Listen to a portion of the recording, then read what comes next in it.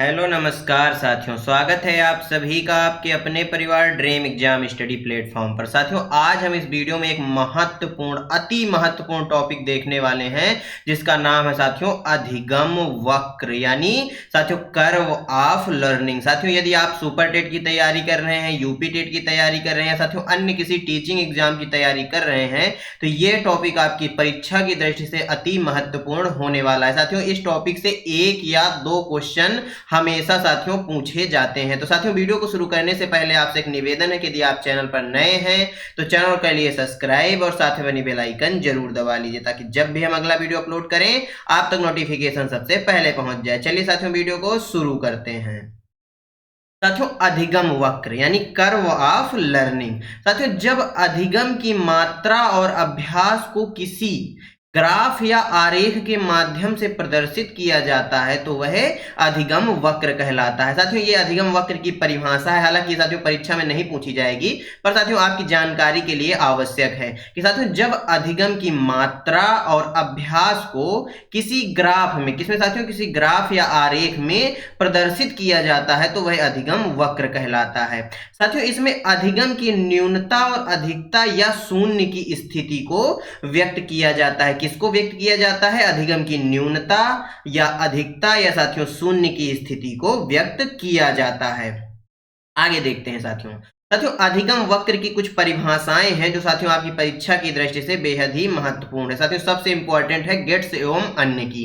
अभ्यास के द्वारा अधिगम की मात्रा, गति एवं उन्नति को ग्राफ पर प्रदर्शित करने की वक्र रेखा को अधिगम वक्र कहते हैं। साथियों, किसको? अभ्यास के द्वारा अधिगम की जो मात्रा है, अधिगम की जो साथियों गति है, गति साथियों मतलब साथियों अधिगम किस प्रकार हो रहा है, कितनी गति से हो रहा है, और साथियों अधिगम में कितनी उन्नति हो रही है, उसको साथियों ग्राफ में प्रदर्शित करने की वक्र रेखा को क्या कहा जाता है? अधिगम वक्र कहा जाता है। साथियों, बात करें स्किनर महोदय की, तो स्किनर महोदय के अनुसार क्या है? अधिगम वक्र किसी क्रिया विशेष में व्यक्ति की प्रगति को ग्राफिक निरूपण देता है। क्या साथियों?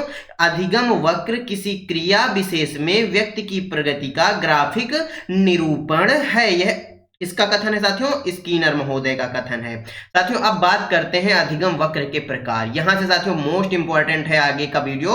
साथियों, आप एक एक पॉइंट को नोट करते चलिएगा। अधिगम वक्र के प्रकार। साथियों, अधिगम वक्र चार प्रकार के बताए गए हैं। कितने प्रकार के? चार प्रकार के।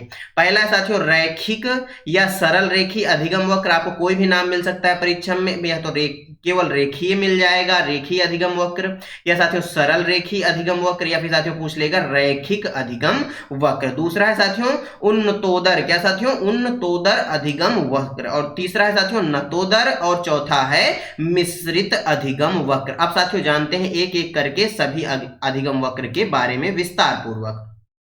बात करें साथियों रैखिक या सरल रेखी अधिगम वक्र की, स्ट्रेट लाइन कर्व की। साथियों, इसमें सीखने की गति क्या होती है? एक समान होती है। जो बालक साथियों सीखता है उसमें उसकी सीखने की गति क्या होती है? एक समान होती है। ये साथियों आप इस प्रकार, ये सरल रेखी वक्र अधिगम वक्र इस प्रकार बनता है। यहाँ पर साथियों ये क्या है? ये सीखने की गति है। क्या है साथियों? ये सीखने की गति है।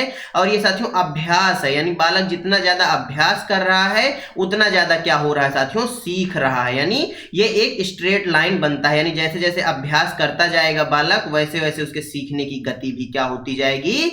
बढ़ती जाएगी। क्या होती जाएगी साथियों? बढ़ती जाएगी। साथियों, जैसे जैसे अभ्यास होगा वैसे वैसे अधिगम की मात्रा में भी क्या हो जाएगा?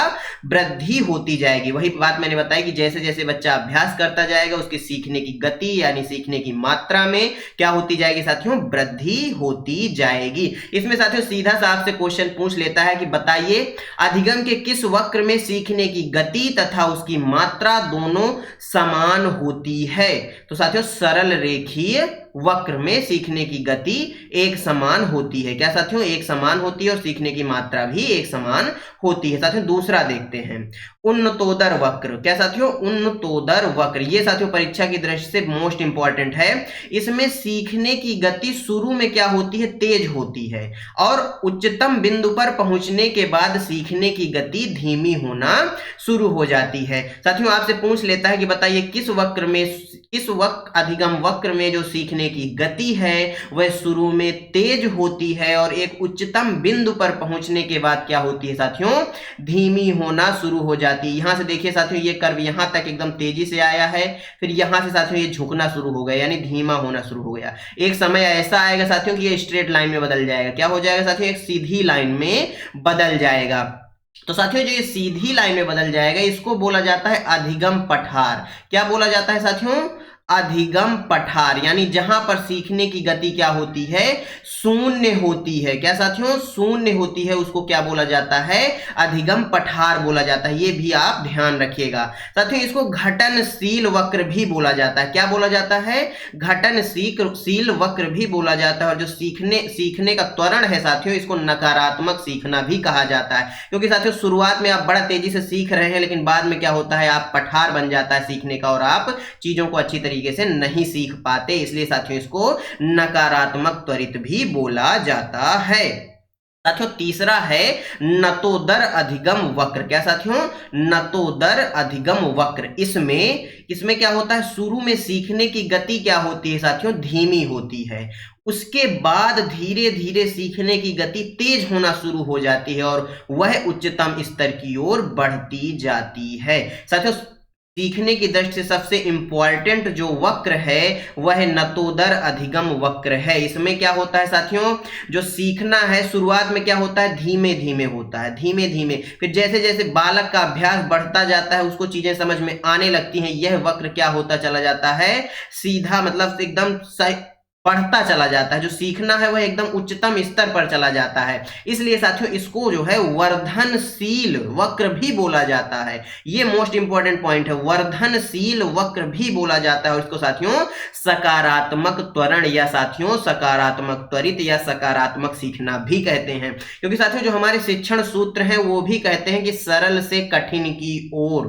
क्या साथियों, सरल से कठिन की ओर, यानी पहले शुरुआत में धीरे धीरे सीखना है, फिर बाद में साथियों तेजी से सीखना है। ये सीखने की दृष्टि से मोस्ट इंपॉर्टेंट कर्व होने वाला है साथियों, वक्र होने वाला है साथियों। अगला देखते हैं मिश्रित अधिगम वक्र, मिक्स्ड लर्निंग कर्व। इसमें शुरू में अधिगम की गति तेज या धीमी और अंत में अधिगम की गति तेज या धीमी दोनों तरह से हो सकती है। साथियों मिश्रित, इसका नाम ही है मिश्रित। यह साथियों दो वक्रों का मिश्रण है। एक साथियों उन्नतोदर व दूसरा नतोदर अधिगम वक्र से मिलकर बना है। किसे साथियों, उन्नतोदर या नतोदर। यानी साथियों देखिए यहां पर ये क्या है, ये नतोदर है। फिर यहां पर साथियों क्या बना हुआ है, उन्नतोदर। यानी ये दो अधिगम वक्रों का क्या है, मिक्सचर है। यानी मिक्स्ड लर्निंग कर्व क्या है, दो अधिगम वक्रों का मिश्रित रूप है। इसको साथियों सर्पिलाकार भी बोला जाता है। क्योंकि साथियों ये यस आकार का होता है इसलिए इसको सर्पिलाकार भी बोला जाता है। इसमें क्या होता है साथियों, अधिगम की जो गति है वह तेज और धीमी अंत में भी होती है और शुरू में भी होती है। यानी ये साथियों इसीलिए इसको साथियों मिक्स बोला गया है। साथियों आपको ये समझ में आया या नहीं साथियों, परीक्षा की दृष्टि से मोस्ट इंपॉर्टेंट ये वक्र हैं। साथियों अधिगम पठार जान लेते हैं, मैंने थोड़ा सा वहां पर बताया, यहां पर साथियों थोड़ा सा जान लेते हैं अधिगम पठार के बारे में। अधिगम पठार साथियों क्या होता है कि जब कोई बच्चा सीख रहा होता है, मान लीजिए ऐसे सीख रहा है, एक समय के बाद क्या आता है, बच्चा जो है सीखना बंद कर देता है। यानी उसमें एक स्ट्रेट लाइन बन जाती है, उसका जो सीखना है वो रुक जाता है। तो साथियों जो रुकना है यह अधिगम पठार कहलाता है। क्या कहलाता है, अधिगम पठार कहलाता है। साथियों आज का वीडियो यहीं पर समाप्त होता है। आपको आज का वीडियो कैसा लगा हमें कमेंट बॉक्स में जरूर बताइएगा। साथियों यदि आज का वीडियो आपको अच्छा लगा हो तो वीडियो को लाइक कर दीजिए, अपने दोस्तों के साथ शेयर कर दीजिए। यदि साथियों आप चैनल पर नए हैं तो चैनल के लिए सब्सक्राइब और साथ में बनी बेल आइकन जरूर दबा लीजिए। साथियों हम इस चैनल पर परीक्षा की जो यूपी टेट है, सी टेट है, यस टेट है और साथियों जो जीके जीएस है, जो जीके जीएस साथियों विभिन्न परीक्षाओं की दृष्टि से इंपॉर्टेंट है। फिर चाहे वो जीके वो साथियों एग्जाम किसी भी स्टेट लेवल का हो या साथियों सेंट्रल लेवल का हो, उनकी साथियों क्लासें और समय समय पर प्रैक्टिस करते रहते हैं। इसलिए साथियों चैनल से आप जुड़ जाइए। साथियों आज लास्ट में आपके लिए 4 मोटिवेशन लाइन, रख हौसला वो मंजर भी आएगा, प्यासे के पास चलकर समंदर भी आएगा, तो थक कर ना बैठे मंजिल के मुसाफिर, मंजिल भी मिलेगी और मिलने का मजा भी आएगा। साथियों मिलते हैं आपसे अगले वीडियो में, तब तक के लिए जय हिंद, जय भारत। अपना और अपनों का ख्याल रखिए, सभी का सम्मान करिए। धन्यवाद साथियों।